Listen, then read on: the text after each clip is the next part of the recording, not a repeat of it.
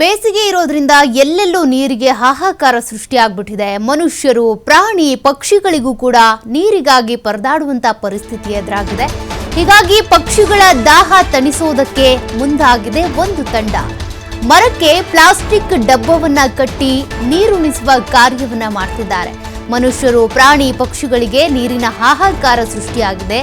ಹೀಗಾಗಿ ಪಕ್ಷಿಗಳ ದಾಹ ತಣಿಸಬೇಕು ಅಂತೇಳಿ ಒಂದು ತಂಡ ಒಳ್ಳೆ ಪ್ಲಾನ್ ಮಾಡಿದೆ. ಮರಕ್ಕೆ ಪ್ಲಾಸ್ಟಿಕ್ ಡಬ್ಬ ಕಟ್ಟಿ ನೀರುಣಿಸುವಂತ ಕಾರ್ಯ ನಡೀತಾ ಇದೆ. ಮೈಸೂರಿನ ಆಯರಹಳ್ಳಿಯಲ್ಲೂ ಯುವಕರ ಮಾದರಿ ತಂಡ ಈ ರೀತಿಯಾಗಿ ಕೆಲಸ ಮಾಡ್ತಿರೋದು. ಪ್ರವೀಣ್ ಮತ್ತು ತಂಡದಿಂದ ಮಾದರಿ ಕಾರ್ಯ ನಡೀತಾ ಇದೆ. ಯುವಕರ ಕಾರ್ಯಕ್ಕೆ ಇತಿಹಾಸಕಾರ ಧರ್ಮೇಂದ್ರ ಕುಮಾರ್ ಮೆಚ್ಚುಗೆ ವ್ಯಕ್ತಪಡಿಸಿದ್ದಾರೆ. ಇನ್ನು ಪಕ್ಷಿಗಳಿಗೆ ನೀರು ಒದಗಿಸುವ ಕಾರ್ಯದಲ್ಲಿ ಧರ್ಮೇಂದರ್ ಭಾಗಿಯಾಗಿರೋದು.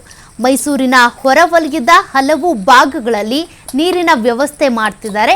ಆ ದೃಶ್ಯಗಳನ್ನ ನೀವು ಗಮನಿಸ್ತಾ ಇದ್ದೀರಾ. ಇತಿಹಾಸಕಾರ ಧರ್ಮೇಂದ್ರ ಅವರು ಕೂಡ ಇದಕ್ಕೆ ಸಾಥ್ ಕೊಟ್ಟಿದ್ದಾರೆ, ಮೆಚ್ಚುಗೆ ವ್ಯಕ್ತಪಡಿಸ್ತಾ ಇದ್ದಾರೆ.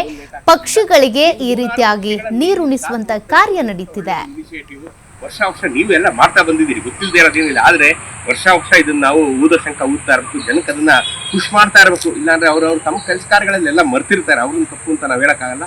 ನೀವು ನಿಮ್ಮ ಕೆಲಸದ ಬಿಡುವಿಲ್ಲದ ವೇಳೆಯಲ್ಲಿ ಒಂದು ಅರ್ಧ ಗಂಟೆ ಬಿಡುವು ಮಾಡ್ಕೊಂಡು ಈ ತರದೊಂದು ನೀವು ನಿಮ್ಮ ಮುಂದಿನ ಮರ ಗಿಡಗಳಿಗೆ, ನಿಮ್ಮ ಕಟ್ಟೆ ಕಾಂಪೌಂಡ್ಗಳಲ್ಲಿ, ನಿಮ್ಮ ಕಿಟಕಿಗಳಲ್ಲಿ ಈ ತರದ್ದು ಇಟ್ಟರೆ ಎಷ್ಟೋ ಪಕ್ಷಿಗಳಿಗೆ ಸಹಾಯ ಆಗುತ್ತೆ ಅಂತ ನಾನು ಹೇಳ್ತೀನಿ. ಮತ್ತೊಮ್ಮೆ ಈ ಜನಧ್ವನಿ ಸದಸ್ಯರಿಗೆ ಹುಣಸೂರಿಂದ ಇವರು ಇದನ್ನ ಮಾಡ್ಕೊಂಡ್ ಬರ್ತಾ ಇದ್ದಾರೆ. ಯಾಕೆಂದ್ರೆ ಆ ಕಡೆ ಇದು ಕಾಡು ಜಾಸ್ತಿ ಇರೋದ್ರಿಂದ ಸೊ ತುಂಬಾ ನೀರು ಬೇಕಾಗುತ್ತೆ. ಮಳೆ ಬರೋವರೆಗೂ ಅಲ್ಲಿ ಕಾಡು ಪ್ರಾಣಿಗಳು ಮತ್ತು ಪಕ್ಷಿಗಳಿಗೆ ನೀರಿಲ್ಲದೆ ಪರಿತಪಿಸುವಂತ ಒಂದು ದೃಶ್ಯ ಉಂಟಾಗಿದೆ. ಸೊ ಅದನ್ನೆಲ್ಲ ನಾವು ನೋಡ್ಕೊಂಡು ಸುಮ್ಮನೆ ಇರಬಾರ್ದು. ನಾವು ಮಾತ್ರ ನೀರು ಕುಟ್ಕೊಂಡು ನೋಡ್ಕೊಂಡು ಸುಮ್ಮನೆ ಇರಬಾರ್ದು.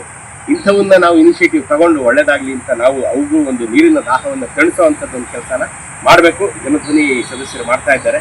ನಿಮ್ಮೆಲ್ಲರ ಹರಕೆ ಆಶೀರ್ವಾದ. ನಮಸ್ಕಾರ, ಎಲ್ಲರಿಗೂ ನಮಸ್ಕಾರ. ನಾನು ನಿಮ್ಮ ಪ್ರೀತಿಯ ಧರ್ಮಿ ಹುಣಸೂರಿನ ಉತ್ಸಾಹಿ ಯುವಕರಾದಂಥ ಜನಧ್ವನಿ ಫೌಂಡೇಶನ್ ಸದಸ್ಯರು ಪ್ರವೀಣ್ ಅವರ ನೇತೃತ್ವದಲ್ಲಿ ಒಂದು ಒಳ್ಳೆ ಕಾರ್ಯ ಮಾಡ್ತಾ ಇದ್ದಾರೆ. ಗಿಡಗಳಿಗೆ ಇದನ್ನ ನೇತಾಕಿ ಈ ಬೇಸಿಗೆ ಕಾಲದಲ್ಲಿ ಪಕ್ಷಿಗಳು ನೀರಿಗೆ ದಾಹದಿಂದ ಪರಿತಪಿಸಿ ಸಾವನ್ನಪ್ಪುವಂತ ಒಂದು ದುರಂತವನ್ನ ನಾವೆಲ್ಲ ನೋಡ್ತಾ ಬಂದಿದ್ದೀವಿ. ವರ್ಷ ಬಿಸಿಲು ಜಾಸ್ತಿ ಆಗ್ತಾ ಇದೆ, ಕಾಡು ಕಡಿಮೆ ಆಗ್ತಾ ಇದೆ.